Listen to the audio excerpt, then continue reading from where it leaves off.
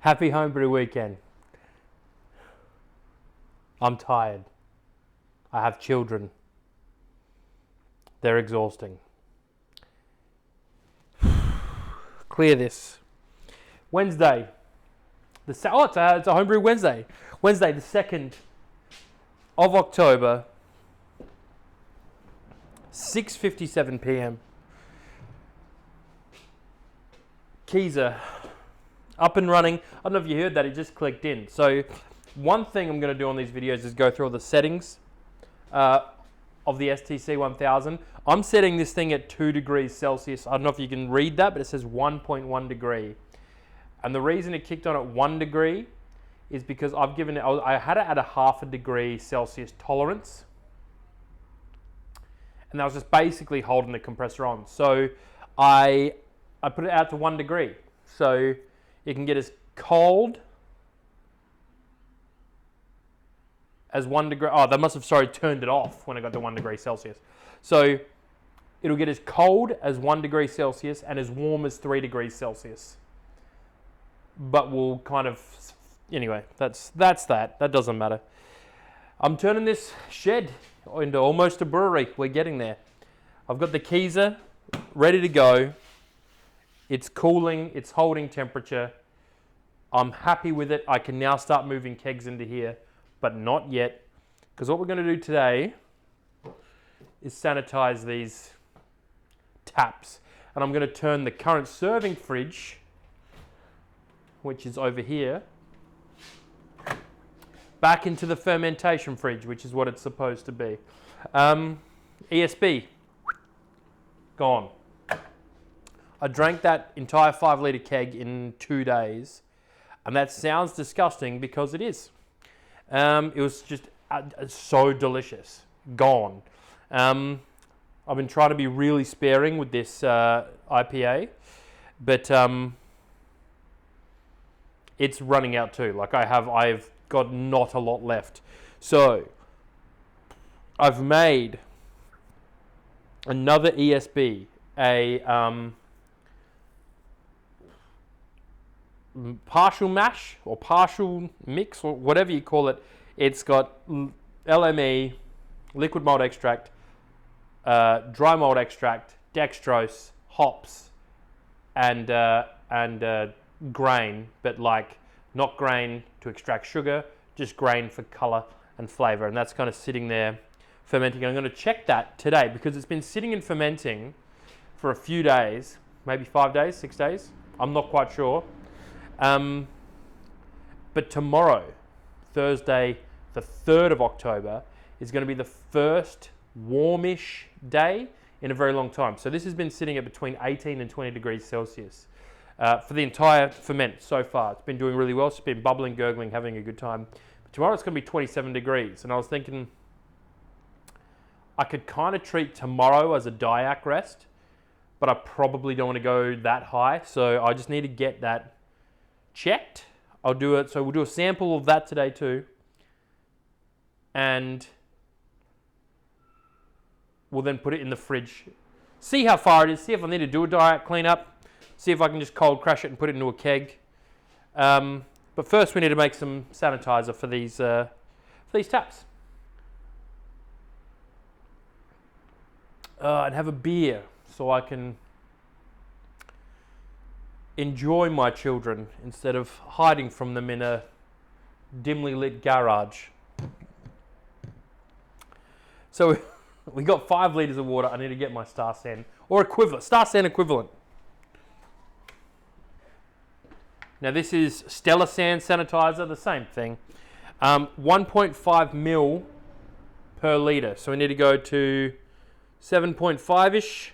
Is that right? 7.5 for 5 litres, which is going to be just above that 5 mil mark. There we go.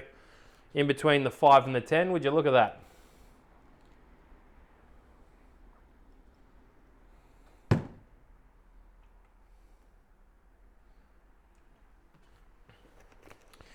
And I'm going to need to stir that as well.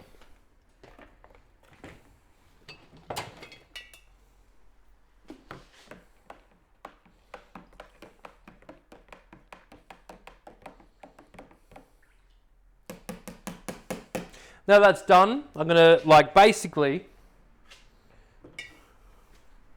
we'll pull that down. I'm gonna use the keys as a workbench, but I've got to unscrew the taps first. Yummy, yummy, yummy.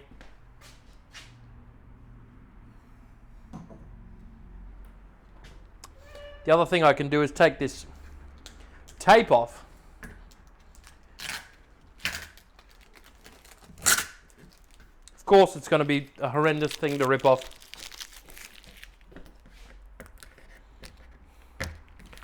I'm going to take that off. I'm already very frustrated, so I don't want to overdo my frustrations.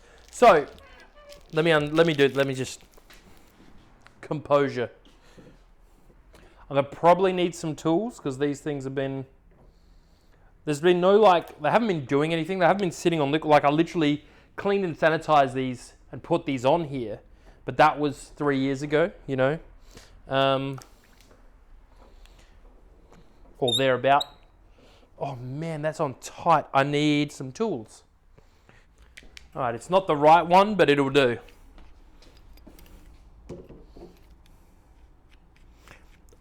For an ex-tradesman, I do have a disgusting amount of tools, just they're not anywhere where they need to be. If that makes any sense. So, I don't know if you've seen one of these fittings before. I'll take these off just to show you. And put it back how it would, you know.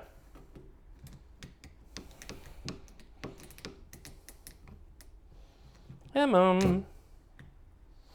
There we go. So hopefully you can see that. It's basically there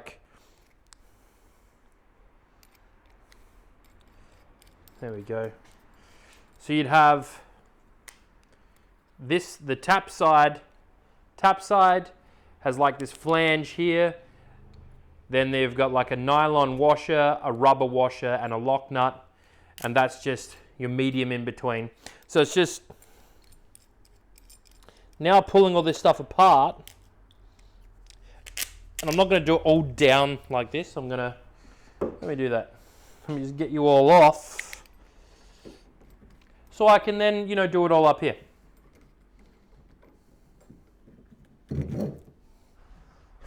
All right.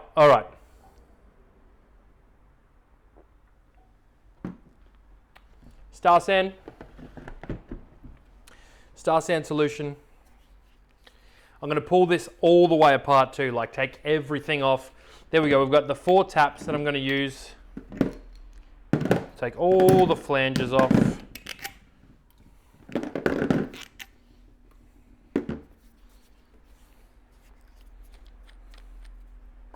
Tap handle.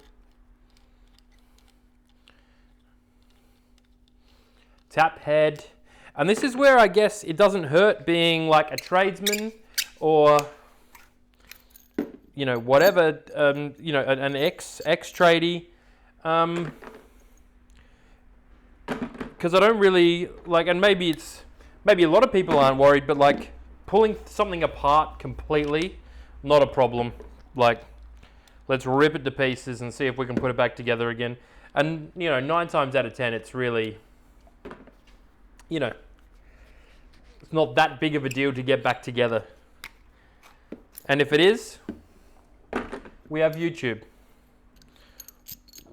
So there's your threaded rod.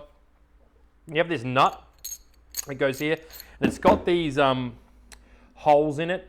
And I'm sure there's a tool to tighten that, but I normally just hand tighten or use needle nose pliers because they go in really well.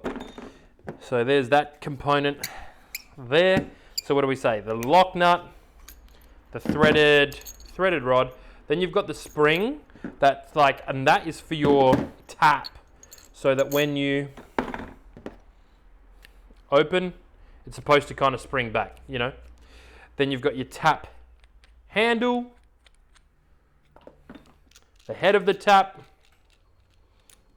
and the tap mechanism.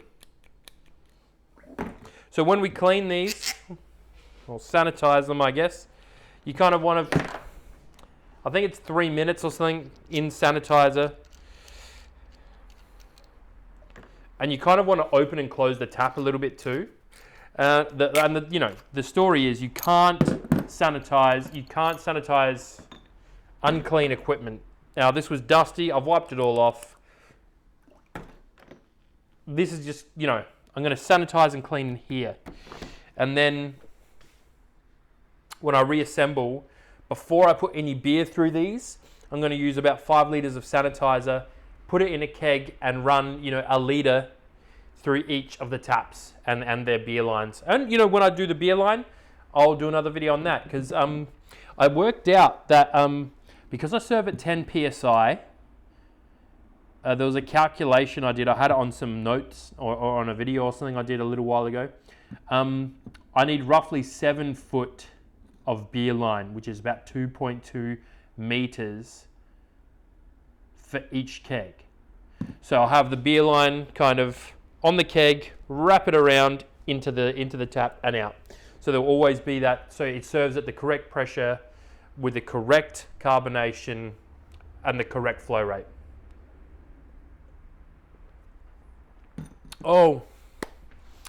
So the next thing I want to do, before I get all those out, I'll let them just sit there and soak for a bit. I want to check the FG or gravity of my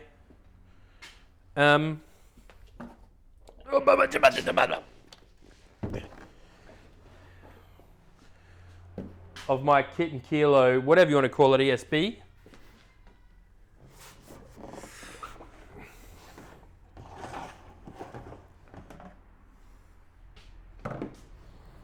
Ooh. Oh, that smells like alcohol. Which is a good thing, I guess. That's what we're shooting for.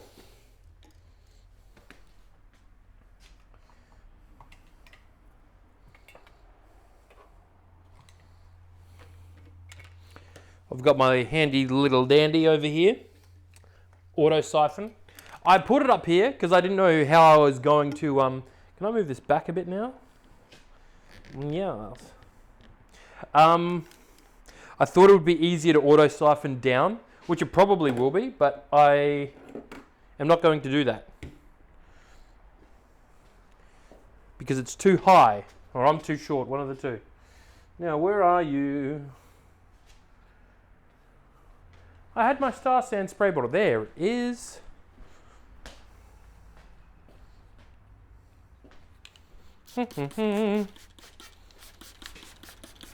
Love this. So it smells like, this stuff smells like, when you're a kid and you got a scrape and they put the rubbing alcohol on?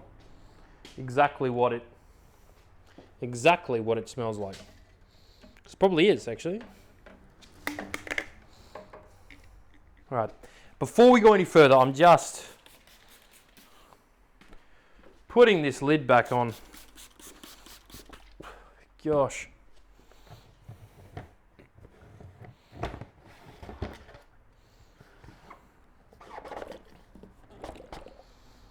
Okay. So I don't know how much of that is actually going to make it, but as I was trying to siphon from the fermenter into the test tube, my auto siphon broke, which is just, that's what you get for purchasing from Amazon, first of all. Ugh, bin, whole lot, bin.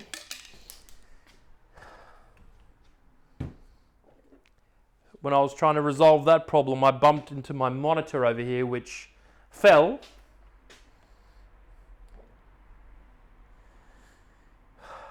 And now it's too foamy to see which numbers we've got. Should we try it?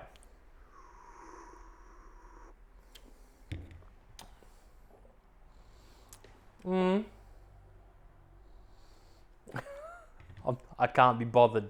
I can't be bothered trying to read that. That's doing my nut in. 1008.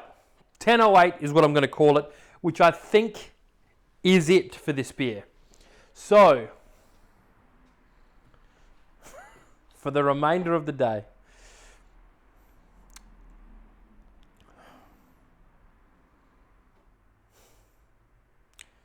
I'm going to move the kegs and beer from my fermentation fridge and put them in here, into my keezer.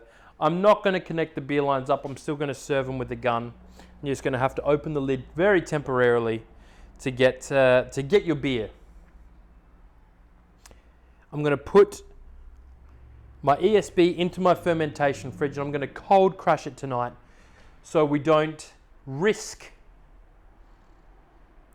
the 27 degrees Celsius day tomorrow affecting the beer. I've put potassium metabisulfite onto my mead, my blueberry mead that's been back sweetened. This is going to cold crash for 1 day. Then I'm going to transfer to keg. And when I'm ready to transfer to keg, I'm going to put my mead into the fridge to cold crash so I can rack into bottles the following day. And in the meantime, I'm going to finish cleaning those tap handles. I'm going to dry them out, install them, make sure they're clean, sanitized, ready to go, and go from there. Horrible day. I'm going to go spend some time with my children before they have to go to bed.